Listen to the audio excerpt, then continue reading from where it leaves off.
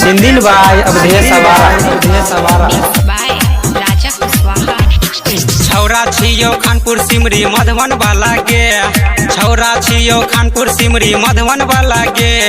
चुम्मा नहीं देभी त कर देब भाला गे, हमरा नहीं देभी त कर देब भाला गे। जाने छियो कौन छोरवा से बतिया छही गे, जाने छियो कौन छोरवा से बतिया छही गे। चुम्मा नहीं देभी त कर देब भाला गे, हमरा नहीं देभी त कर देब भाला गे।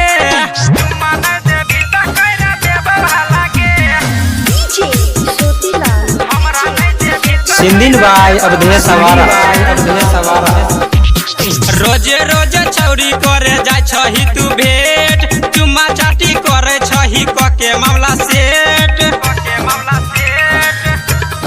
सुनी ना रोजे रोजे छौरी करे जाय छही तू भेट, चुम्मा चाटी करे छही कके मामला सेट।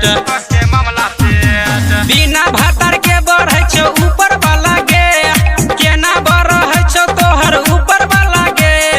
चुम्मा नहीं देभी त कर देबो हाला गे, हमरा नहीं देभी त कर देबो हाला गे। चुम्मा नहीं देभी त कर देबो हाला गे। सिंदिल बाय अवधेश आवारा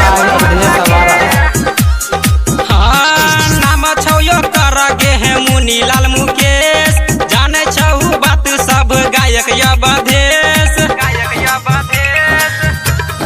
सुनी ना नाम छौ यो कर गे है शंकर मुकेश, जाने छहु बात सब गायक अवधेश।